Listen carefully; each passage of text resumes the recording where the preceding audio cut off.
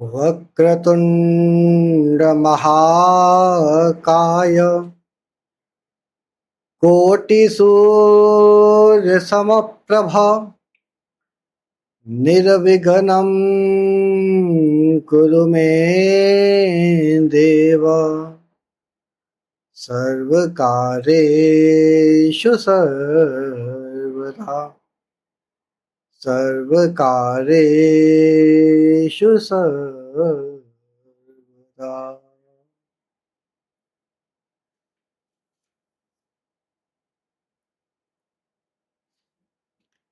जय सिया राम, जय जय हनुमान। तो आइए आज हमारी राम कथा के 5वें दिन की कथा का शुभारंभ करते हैं। कल की कथा में हमने सुना कैसे राम, सीता और लक्ष्मण ने चित्रकूट, अत्रि आश्रम, पंचवटी में निवास और कैसे राम ने अनेक ऋषियों के कष्टों को दूर किया। ये सारी हमने पिछली कथा में, चौथे की कथा में सुनी है। आज हम जिस कथा की ओर बढ़ेंगे, जिस भयानक घड़ी की ओर बढ़ेंगे, वो घड़ी है जब वनवास से सीता जी का हरण हो जाता है रावण के द्वारा और किस प्रकार जटायु माँ सीता को बचाने के लिए अपने प्राणों की आहुति देते हैं।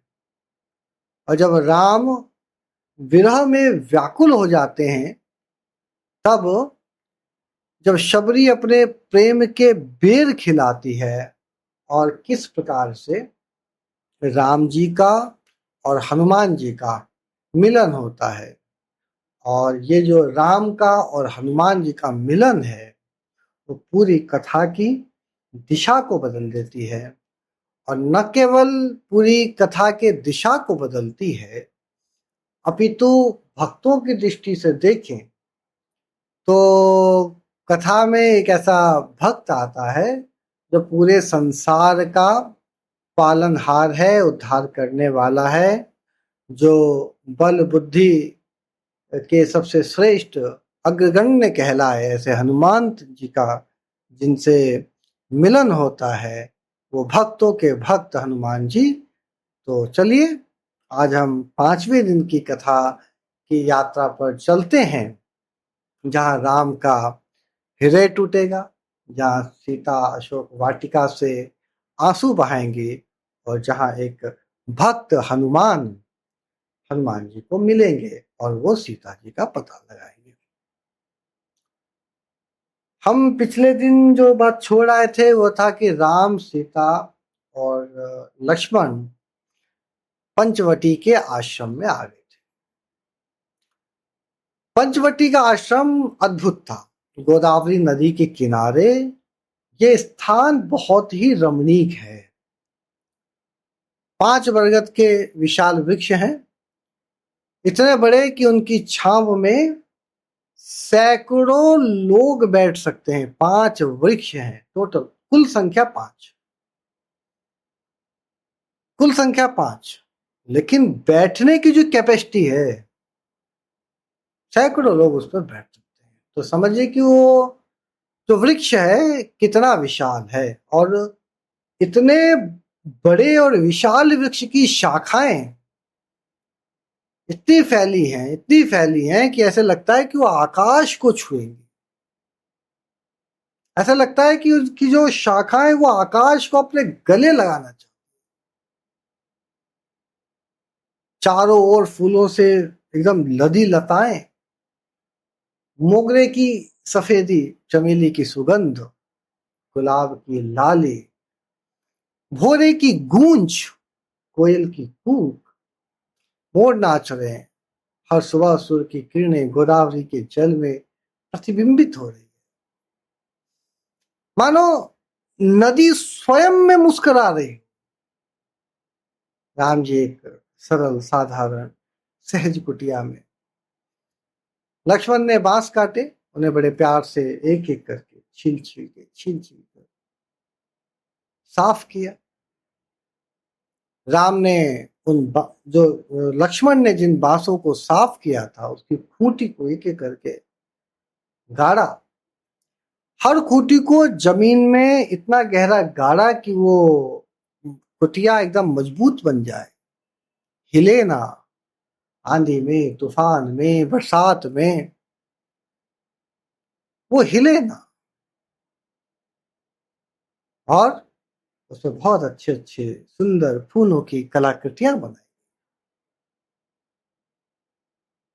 वो कलाकृतियां जो मन को मोह सकती थी, मोह लेती थी।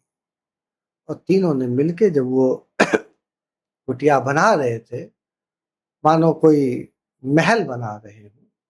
तो कुटिया जंगल में है तो कुटिया कहलाएगी,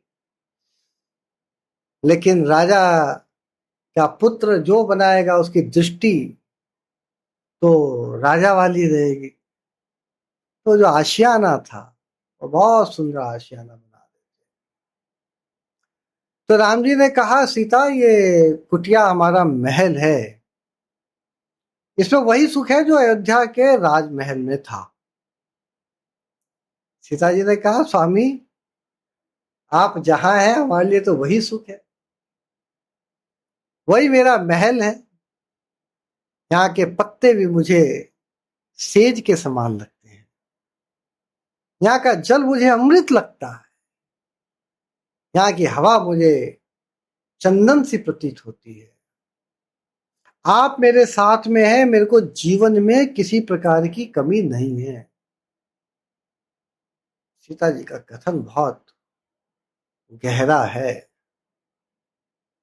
जिससे आपको प्रेम है, जिससे आपको लगाव है, जो आपका है, यदि वो साथ में है तो मानो आपको सभी सुख सुविधाएं अपने आप मिल गई। असली सुख प्रियतम के साथ रहने में है। वस्तु तो आती हैं जाती हैं। तो ये जो कथन है कि आप हैं तो मेरे लिए सभी सुख है, सीता का ये कथन सामान्य कथन नहीं है। राम जी का जो दिनचर्या है वो प्रातः सूर्योदय से पहले उठने का है।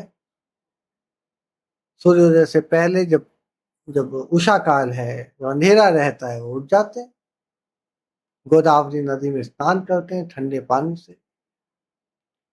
पानी ठंडा है लेकिन शरीर का तेज इतना विशाल कि ठंडक लग नहीं रही है, क्योंकि उनका हृदय सीता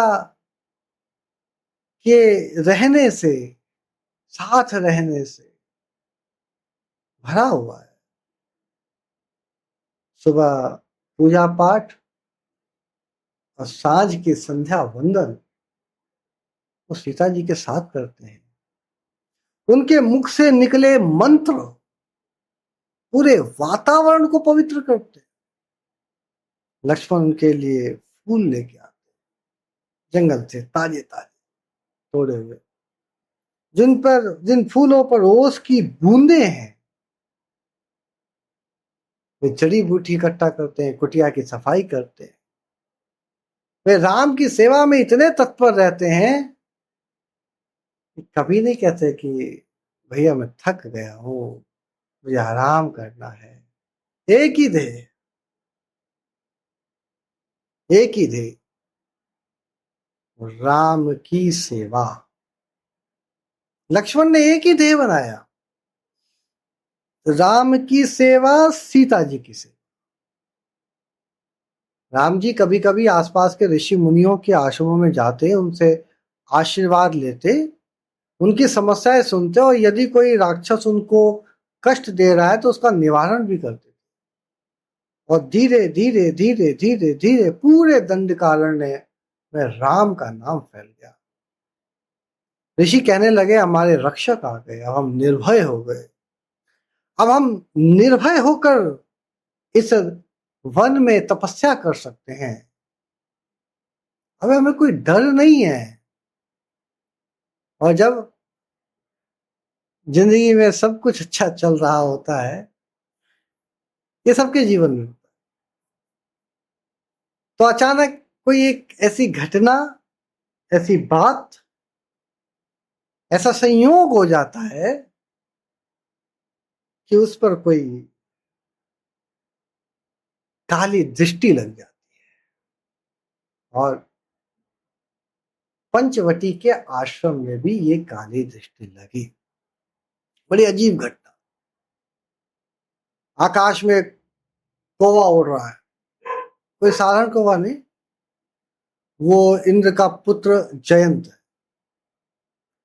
उसे अपने शक्तियों पर बड़ा अभिमान था। वो सोचता था मैं देवराज का पुत्र हूं, मेरे पिता ने तीनों लोगों पर राज किया है, मुझे कोई कुछ नहीं कह सकता। वह आकाश में ऊंची ऊंची उड़ान भर रहा था, नीचे देख रहा था क्या चल रहा है। तो सीता जी को देखा, वो कुटिया के बाहर बैठी माला बना रही। उनके हाथों में फूल थे, कमल के, चमेली के, गुलाब के। वो धीरे धीरे बड़े प्रेम से एक एक फूल को धागे में पिरो रही। उनके चेहरे पर शांति थी, प्रसन्नता थी। उनकी सुंदरता देखकर मन मोहित हो जाए ऐसा। उसके मन में भी इसी प्रकार का दुष्ट विचार आया, और मन में आया चलो इन्हें थोड़ा परेशान करते हैं। उसने कौवे का रूप धारण किया और सीता जी के पास आ गया। सीता जी ने कहा अरे कौवा कहाँ से आ गया, यहाँ बैठ जा, दाना डालती हूँ। उन्होंने दाना निकाला, पर कौवे ने दाना नहीं खाया। वो सीता जी के पैर के पास गया, बड़े धीरे धीरे, बड़े चुपके चुपके, और उनके पैर के अंगूठे पर 5 चोंच के निशान मार दिए, बड़े जोर से, असहनीय, बड़े दर्द। और सीता जी दर्द के मारे चिल्लाई, हे राम, हे लक्ष्मण, ये कौवा मुझे तंग कर रहा है, इस कौवे ने मेरा जीना हराम कर दिया, और इस कौवे ने मेरे पाँव में डंक मारे हो, मैं उठ नहीं पा रही हूँ, मैं बैठ नहीं पा रही। राम जी ने सुना तो दौड़ते आए। उनकी आंखों में चिंता थी, चेहरे पर तनाव था। उन्होंने कहा क्या हुआ सीते? सीता ने अपना पैर दिखाया, रक्त टपक रहा है, एक घाव। राम ने देखा तो वह उड़ गया, और सीता के पैर से खून बह रहा। राम जी समझ गए ये कौवा कोई साधारण कौवा नहीं था, तो कोई देवता है जिसने अभिमान में ये रूप धरा है, जिसे अपनी शक्ति पर अभिमान हो गया है। और जब शक्ति पर अभिमान हो जाए तो ईश्वर शक्ति को चूर चूर भी कर दे। राम ने एक सीख उठाई, बस एक छोटी सी सीख, जैसे खेतों में पड़ी होती है, उन्हें हाथ में लिया और उन्होंने कहा जा इस कौवे का पीछा कर। और वो सीख लेके उन्होंने कौवे के पीछे फेंक दी। एक छोटी सी सीख इतनी ताकतवर हो गई जो बाण बन गया। और उस बाण से, ऐसा बाण जो तेज अग्नि के समान जलता हुआ आकाश को चीरता हुआ, वो कौवे के पीछे पीछे पीछे भागा। उसी कौवे का पीछा करने लगा जैसे कोई शिकारी अपने शिकार का पीछा करता हो। कौवा डर के मारे उड़ा आकाश में इतनी ऊंचाई पर कि जहां पक्षी भी नहीं जा सकते। अब बाण चला गया, वो पाताल गया, धरती के नीचे गया जहां अंधेरा ही अंधेरा है। बाण उसके पीछे पीछे पीछे पीछे स्वर्ग गया, देवताओं के निवास में गया। बाण ने उसका पीछा नहीं छोड़ा, वापिस पृथ्वी पर आया, भागा भागा भागा, बाण भी उसके पीछे पीछे भागा। और अंत में ब्रह्मा जी के पास गया, बचाओ ब्रह्मा जी बचाओ। ब्रह्मा ने बेटा जिसने ये बाण चलाया है वो स्वयं भगवान है। मैं तुम्हारे इस कुकृत्य से तुम्हें नहीं बचा सकता हूं। शिव जी के पास महादेव बचाओ। शिव जी ने कहा मैं जानता हूं राम को, वो तो मेरे आराध्य है, दुनिया को बचाते हैं, मैं तुम्हें क्या बचाऊं। वापिस इंद्र के पास, पिताश्री बचाइए। ने कहा बेटा तूने बहुत बड़ी भूल की, तूने सीता को कष्ट दिया, अब तू जा और राम से क्षमा मांग। क्षमा मिल गई तो भला है, तेरा उद्धार होगा। वो वापिस राम के पास उनके चरणों में गिर गया धड़ाम से। उसकी आंखों से आंसू बह रहे हैं। उसने अपनी सारी दुष्टता त्याग दी, अपना सारा अभिमान छोड़ दिया। उसने कहा प्रभु क्षमा करो, मुझसे भूल हुई है, ये गलती अब मैं दोबारा अपने जीवन में कभी नहीं दोहराऊंगा। राम ने कहा तुमने सीता को कष्ट दिया, इसका दंड तुम्हें मिलना चाहिए, पर मैं क्षमा करता हूं। जाओ अब ऐसा मत करना। ऐसा दर्द किसी को नहीं देना चाहिए। और जयंत ने राम की स्तुति की। कहा प्रभु आप ही कृपा से मुझे ज्ञान प्राप्त हुआ है, क्षमा करे। तो वापस स्वर्ग में चला गया। उसने सीख ली किसी का अपमान नहीं करना, विशेषकर ऐसी प्रतिव्रता नारी का जिसके लिए पति सर्वोपरि हो। और ये लीला करके राम सीता और लक्ष्मण आगे अत्रि ऋषि जी के आश्रम पहुंचे। अब अत्रि जी के बारे में हम जानते हैं, वो भी ब्रह्मा के मानस पुत्र थे। एक शब्द बार बार आता है मानस पुत्र, और ब्रह्मा जी के अनेक मानस पुत्र हैं। तो मानस पुत्र को लेके कोई भ्रम नहीं होना चाहिए। मानस पुत्र का मतलब होता है वैचारिक पुत्र, जो ब्रह्मा जी के ज्ञान के विचार के अनुरूप ढल गए, जिन्होंने अपना उस विचार के अनुरूप अपने जीवन को ढाल लिया, वो मानस पुत्र कहलाए। तो ब्रह्मा जी के मानस पुत्र हैं, ब्रह्मा जी के ज्ञान से जन्मे हैं, ज्ञान के सागर हैं, तो तप के पर्वत हैं। उनकी पत्नी है अनुसुईया। अनुसुईया का अर्थ है बिना ईर्ष्या करने वाली। उनमें कोई ईर्ष्या नहीं, कोई द्वेष नहीं, कोई मत्सर नहीं, तो सबको अपना मान। और अनुसुईया जी के तप का प्रभाव इतना था कि वो सूर्य के वेग को भी रोक सकती थी। सूर्य को वो कहती थी हे सूर्य थोड़ी देर रुक, और सूर्य को वहां रुकना पड़ता। वे नदियों के बहाव को परिवर्तित कर सकती थी, और नदी का बहाव परिवर्तित होता था। उनके तप का तेज ऐसा तो मृतक को भी जीवित कर सकती थी, इतनी शक्तिशाली। उस अत्रि ऋषि, अत्रि मुनि ने राम का स्वागत किया। उन्होंने कहा हे राम, तुमने हमारे सारे कष्ट दूर किए हैं, तुमने तारका मारी, तुमने अहिल्या का उद्धार किया, तुम्हारे दर्शन से हमारा जीवन सार्थक हुआ। राम ने उनके चरण छुए। अनुसुईया जी ने सीता जी को अपने पास बुलाया। उन्होंने कहा बेटी आओ, मेरे पास आओ। तुम्हें देखकर लगता है मानो साक्षात लक्ष्मी इस धरती पर उतर आई।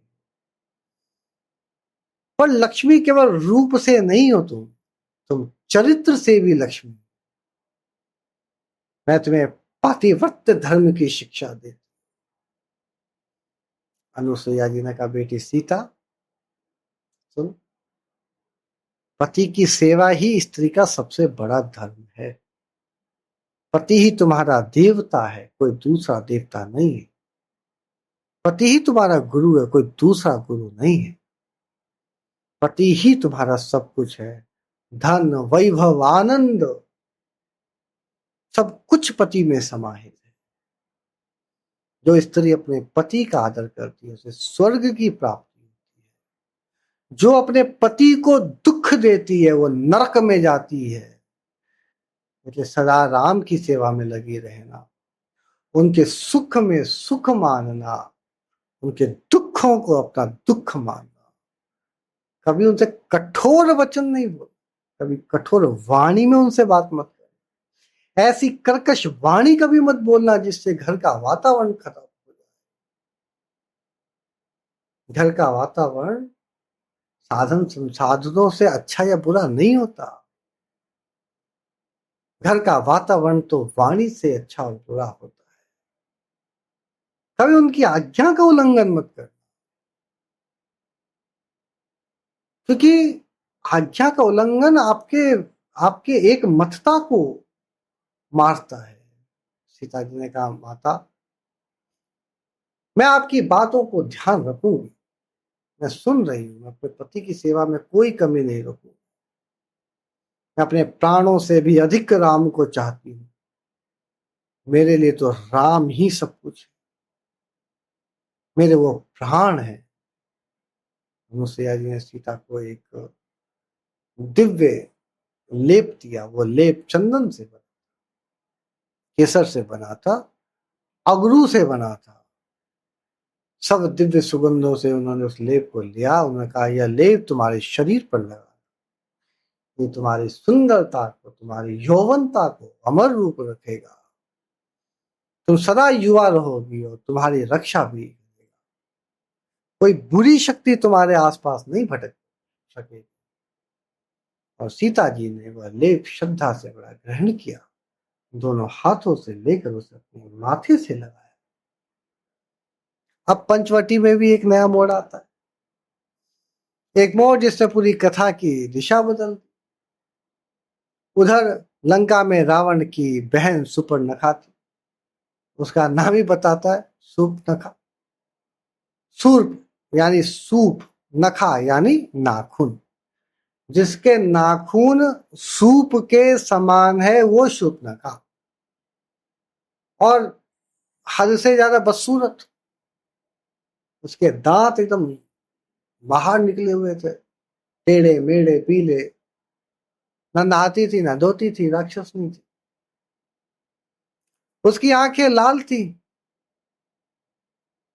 जैसे आग की लपटें हो, उसके बाल पूरे बिखरे बिखरे से उलझे हुए से जू से भरे, उसके शरीर पूरा मैला, गंदगी जमी हुई, और वो कभी जंगल में घूमती थी अकेले, कभी राक्षसों के साथ शिकार भी करती। कोई उसके पास नहीं जाता, कोई उससे बात नहीं करता। उसके भयावह स्वभाव और शरीर को देखकर सब उससे डरते थे। और एक दिन वो पंचवटी में घूमते हुए पहुंच गई, उसने राम को देखा, और राम के स्वरूप को देखते ही उसका मन हृदय उनपे मोहित हो गया। क्या सुंदर राम, गौरा वर्ण, लंबी भुजाएं, विशाल कंधे, कमल के समान नयन, मुख मुस्कुराता हुआ, छवि ऐसे जैसे देखते ही मन मोहित हो जाए, जैसे कोई विराट पुरुष सामने खड़ा हो गया। शूर्पणखा ने सोचा, इतना सुंदर पुरुष मैंने कभी नहीं देखा, ये मेरे पति बन सकते। उसने ये नहीं सोचा कि खुद कितनी बदसूरत है, उसने ये देखा कि राम कितने खूबसूरत है। उसने ये नहीं सोचा कि राम पहले से विवाहित है और सीता ने उनके साथ है, जंगल में उनकी पत्नी है वो। उसने अपना रूप बदला, एक सुंदर युवती का रूप धारण किया, सुंदर वस्त्र पहने, रेशमी वस्त्र चमकदार, सुंदर आभूषण सोने के, हीरो के, सुंदर सुंदर केश बना लिए अपनी बुद्धि से, अपनी माया से, एकदम सुंदर मुख, गोरा सुर्ख होठ, बड़ी बड़ी आंखें। और राम के पास गई, उसकी चाल ऐसी थी जैसे हंस की चाल, उसकी बातें ऐसी थी जैसे कोकिला बोलती हो।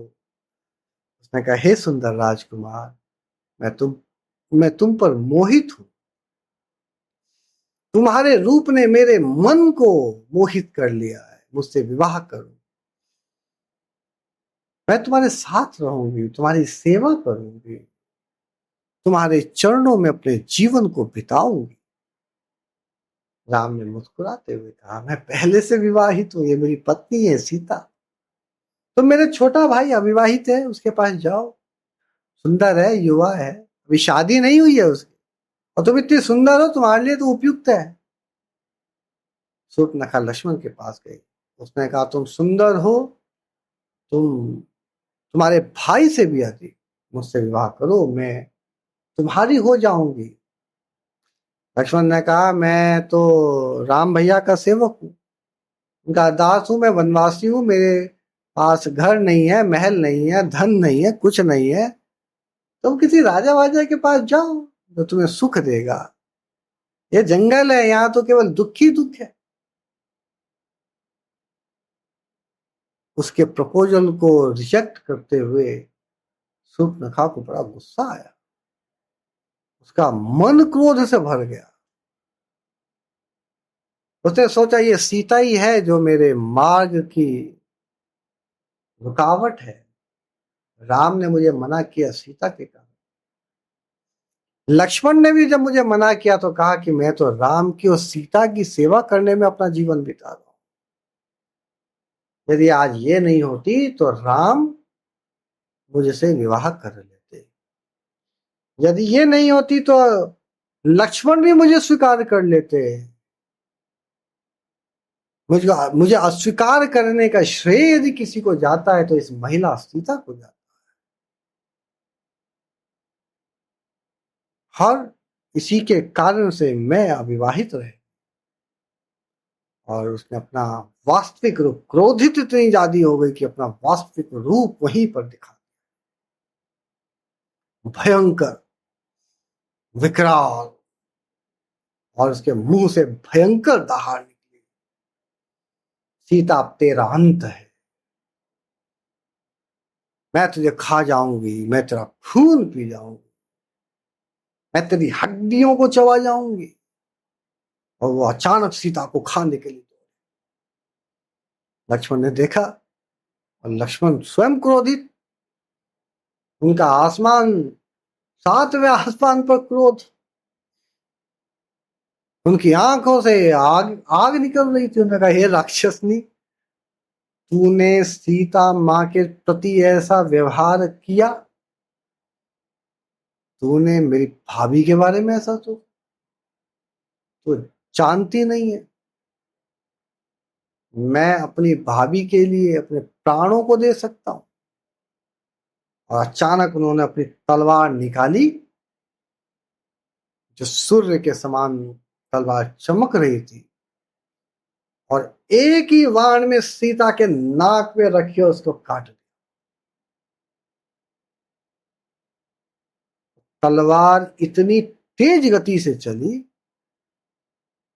कि किसी को नहीं पता कटा क्या। अचानक खून से लथपथ शूर्पणखा चीखती चिंघाड़ती हुई रावण के पास भागी।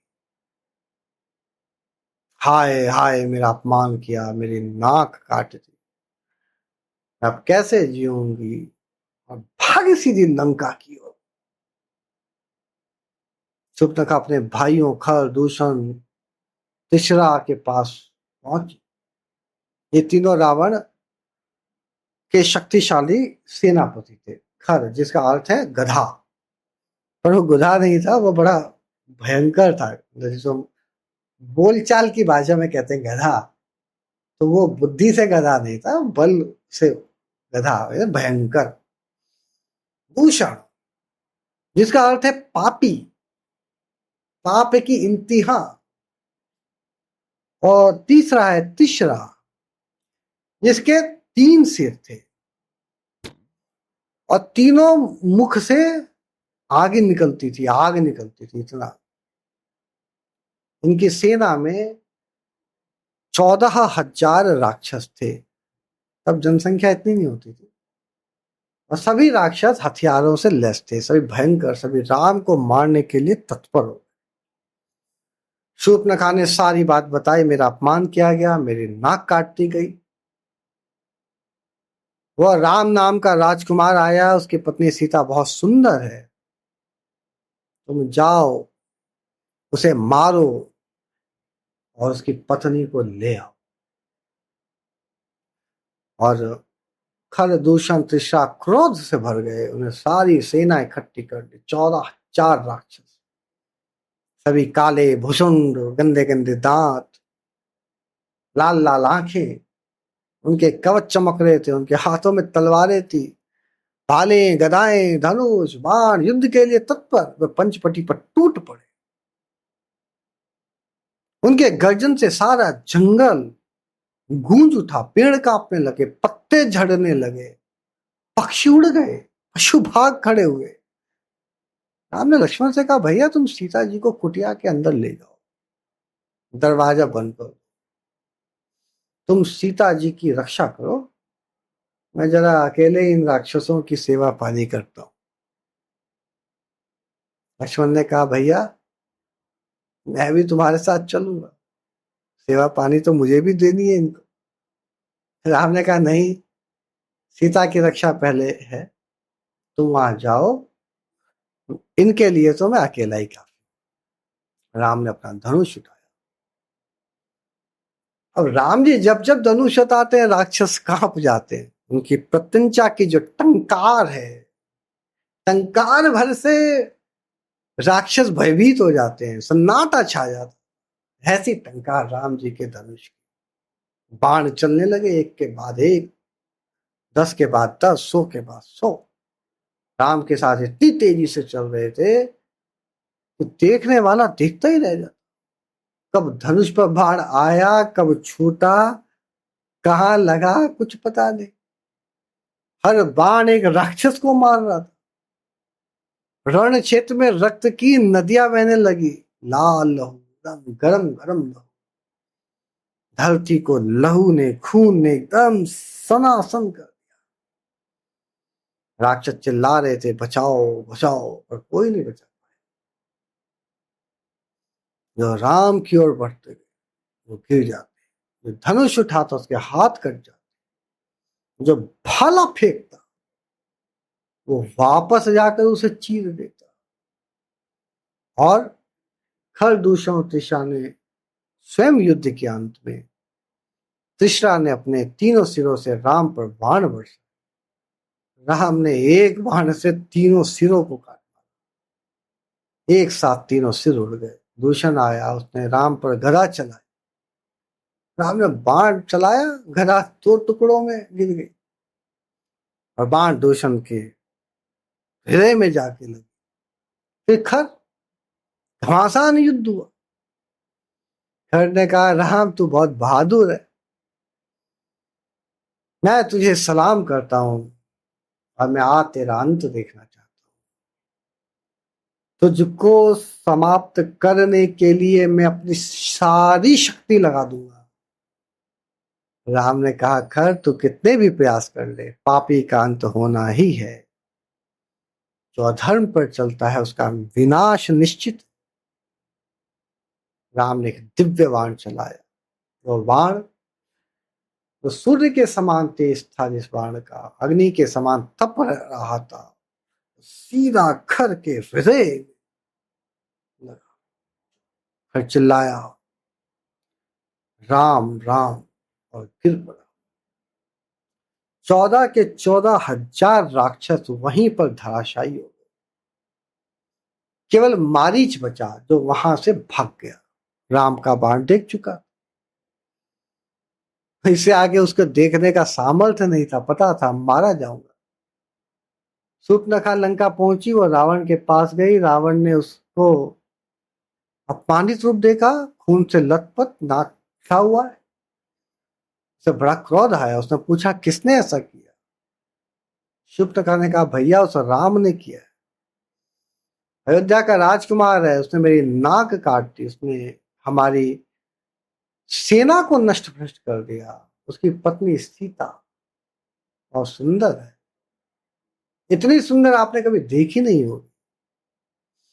उसकी सुंदरता के आगे चंद्रमा भी शर्मा जाए, कमल भी अपनी पंखुड़ियों को बंद कर दे।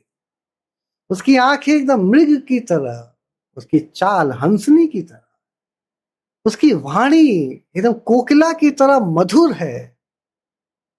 भैया तुम उसे हर लो, वो तुम्हारी होनी चाहिए। वो लंका की रानी बननी चाहिए, महारानी बननी चाहिए।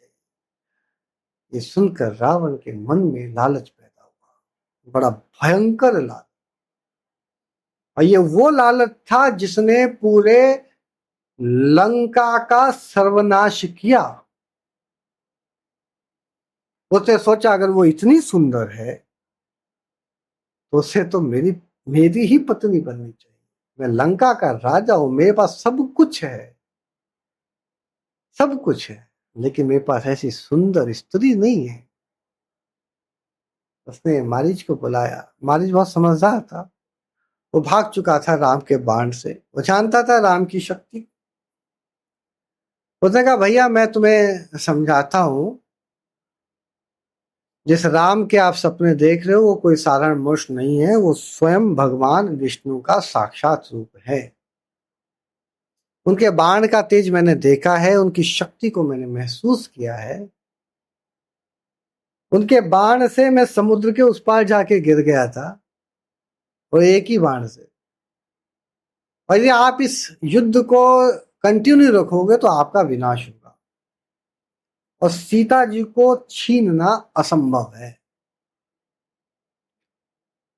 सीता जी को मैं जानता हूं, मैंने देखा है उन्हें, वो राम को छोड़ के और किसी के साथ नहीं जाएंगे।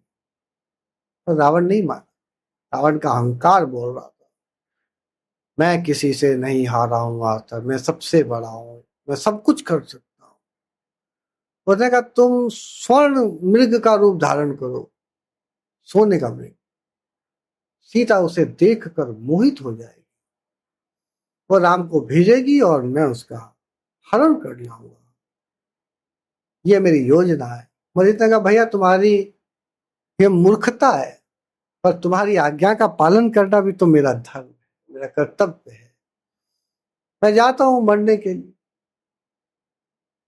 मारीच ने स्वर्ण मृग का रूप धरा, सोने के समान चमकीला, रत्नों से जड़ित।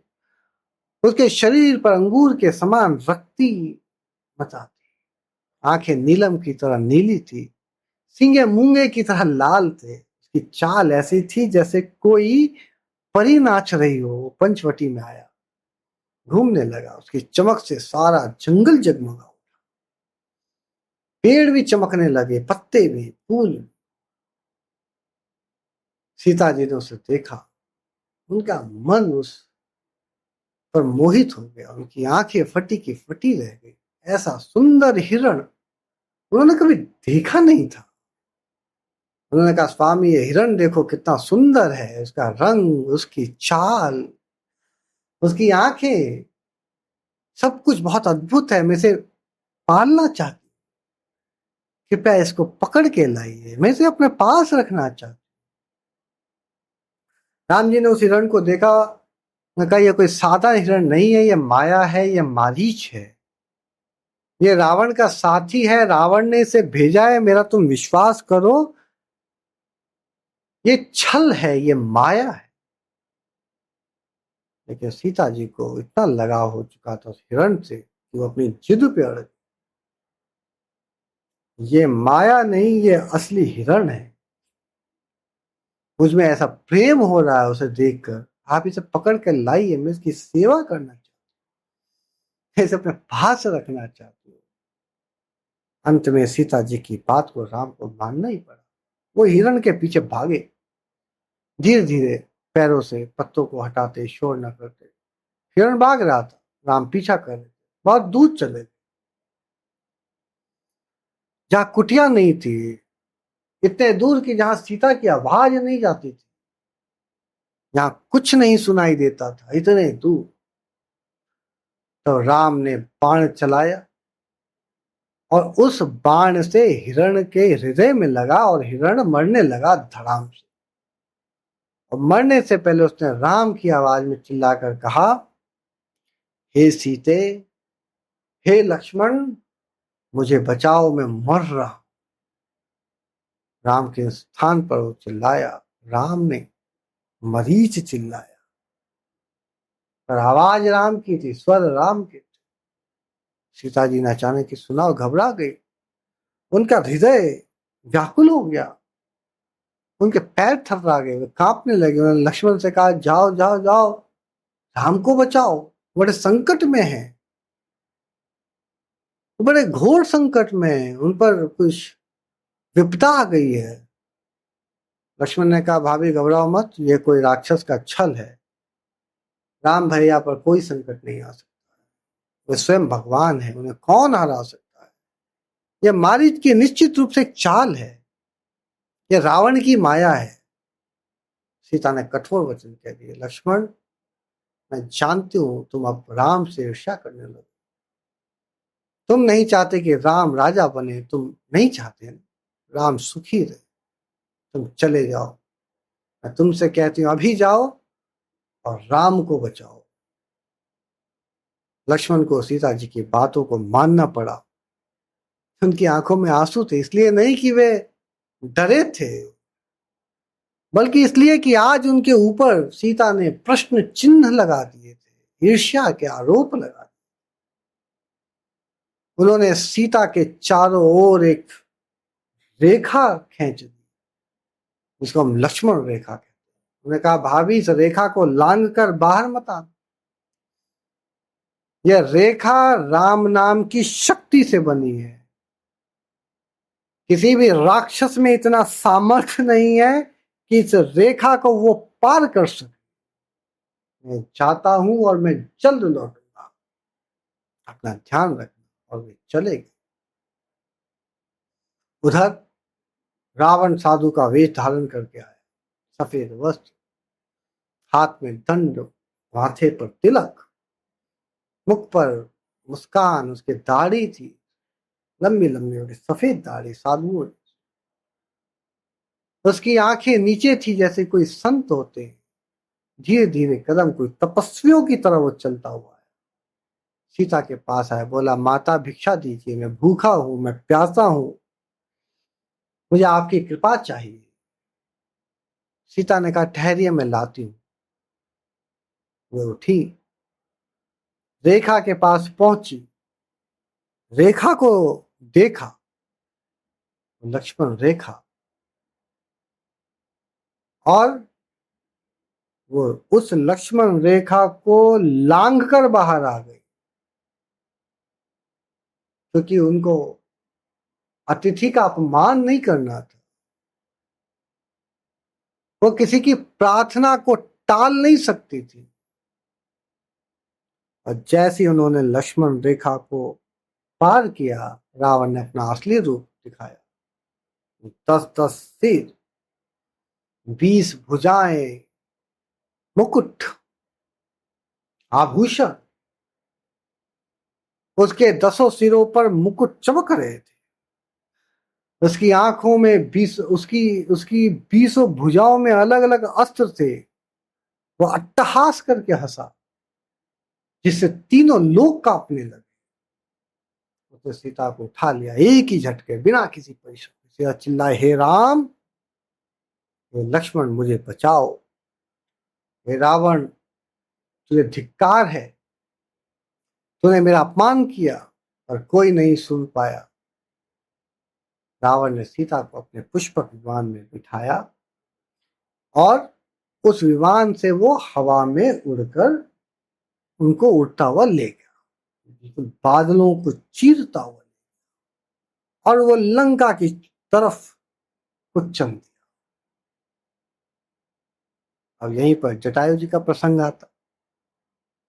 जटायु नामक गिद्ध उस समय वृक्ष पर बैठे थे, तो बूढ़े थे, उनके पंख जड़ गए थे, उसकी आंखें कमजोर हो गई थी, उसके पैर कांप रहे थे, पर उसका हृदय अभी भी युवा था, उसकी भक्ति अभी भी जीवित थी।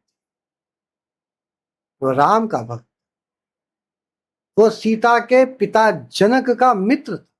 उसने प्रण लिया था, सीता की रक्षा करूंगा, चाहे कुछ भी हो जाए। उसने रावण को सीता ले जाते हुए देखा।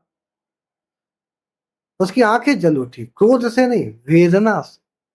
वो बड़ा बूढ़ा था, पंखों में जितनी हवा थी उतनी हवा के साथ उड़ा, और वो रावण के सामने आकर रुका। उसने कहा, रावण रुक जा, सीता को छोड़ दे, मैं तुझे चेतावनी देता हूं एक बूढ़े पक्षी की। रावण बोला, हट बड्डे, मेरा मार्ग मत रोक। जटायु ने कहा, नहीं छोड़ूंगा, मैंने प्रण किया है, मैं सीता की रक्षा करूंगा, और रक्षा के एवज में मुझे चाहे मरना पड़े।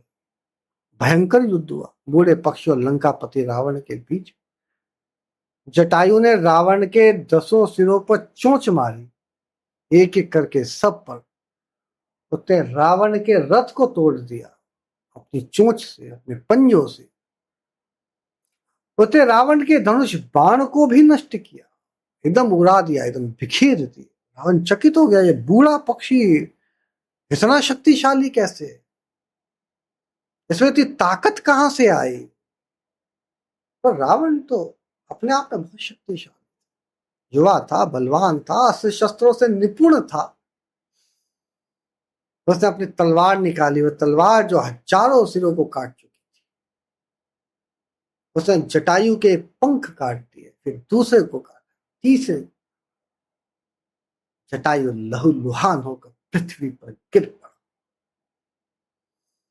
उसके पंख बिखर गए, उसके पैर टूट गए, उसकी चोंच टूट गई। वह राम नाम लेता हुआ राम राम अंतिम सांस, और रावण सीता को लेके आगे चला गया। जटायु अकेला रह गया, रक्त से सना, धरती पर पड़ा बिखरा। राम लौटे, उन्होंने कुटिया में देखा सीता नहीं है। उन्होंने चारों ओर देखा, ना लक्ष्मण है, ना सीता है। न पुकारा, सीते सीते सीते, कोई उत्तर नहीं। सिर्फ पत्तों की सरसराहट, हवाओं का शोर, दूर से किसी पक्षी की आवाज। राम पागलों की तरह इधर उधर भागने लगे। उनकी आंखें पागल हो गई, उनको देखने के लिए। उनके बाल बिखर गए, उनके वस्त्र फट गए। उन्होंने पेड़ों से पूछा, हे वृक्ष, क्या तुमने मेरी सीता को कहीं पर देखा? पत्तों से पूछा, हे पत्तों, तुम्हारी आंखों के सामने तो यहीं पर तो थी, कहाँ गई? इसका कोई पता बताओ, क्या तुमने उसे कहीं देखा? पशुओं से पूछा, हे मृग, हे हाथी, क्या तुमने मेरी सीता को कहीं देखा?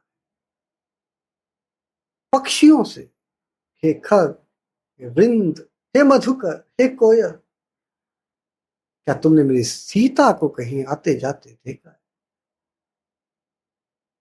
कोई उत्तर। राम का हृदय टूट गया। सीता के बिना उनका जीवन अधूरा है, जैसे जल के बिना मछली, जैसे आकाश के बिना पक्षी। तब लक्ष्मण ने कहा, भैया वहां कोई पक्षी गिरा हुआ सा दिखता है, हो सकता है उसमें कुछ देखा। राम गए, उन्होंने गिरे हुए जटायु को देखा।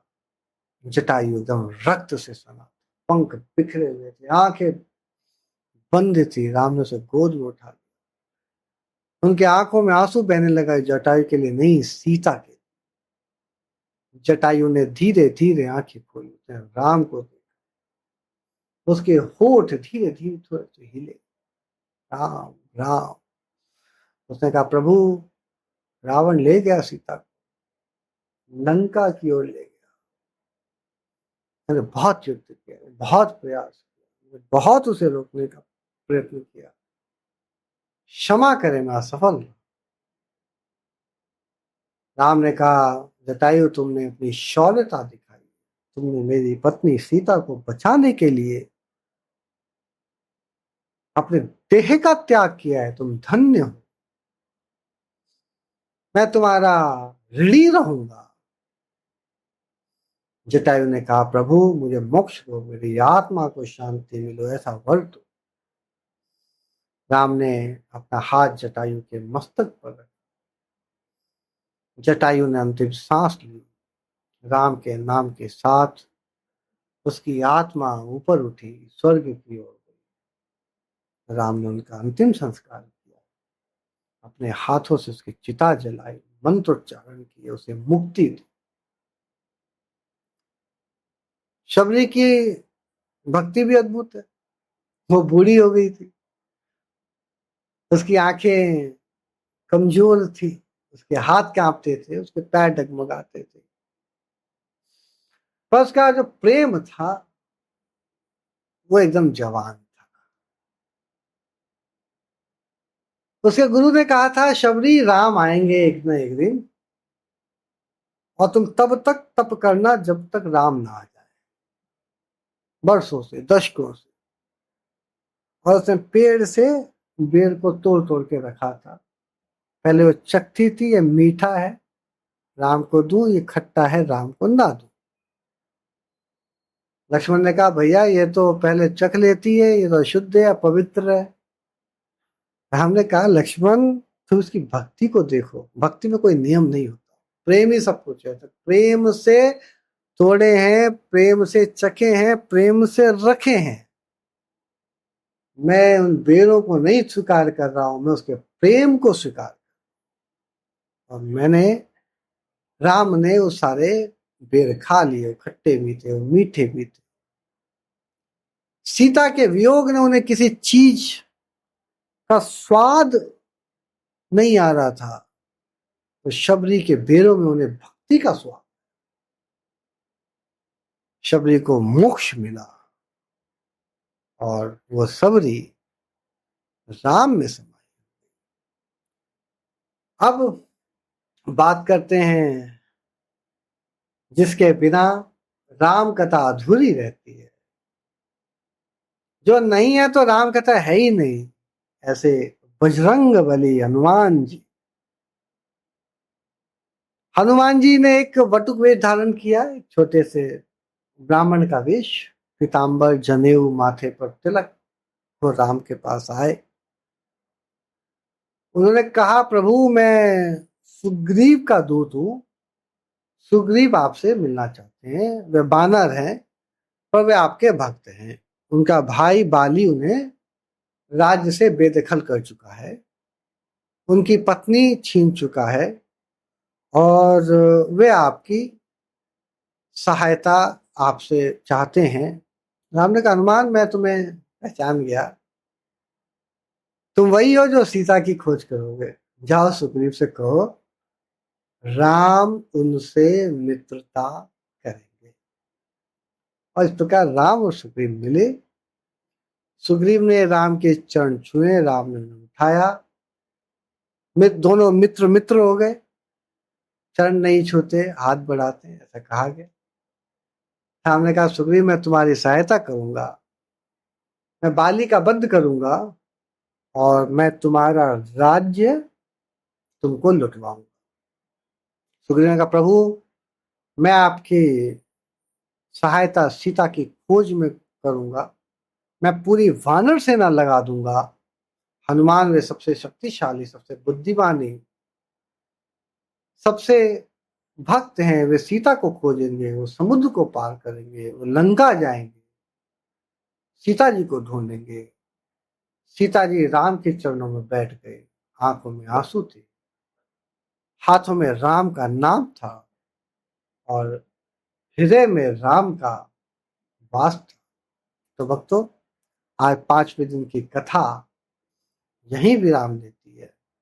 आज हमने देखा कैसे पंचवटी में राम, सीता और लक्ष्मण का सरल जीवन, कौआ जयंती का हमने प्रसंग भी देखा, अत्रि अनुसुईया के आश्रम का प्रसंग सुना, सुर्पनखा का अपमान सुना, सीता हरण की बात सुनी, जटायु के शौर्य को सुना, उसके बलिदान को सुना, शबरी की भक्ति, और राम और हनुमान के मिलन की हमने चर्चा की। तो आज की कथा हमको ये सिखाती है, जीवन में कठिनाइयां आती हैं पर हार नहीं मानना चाहिए।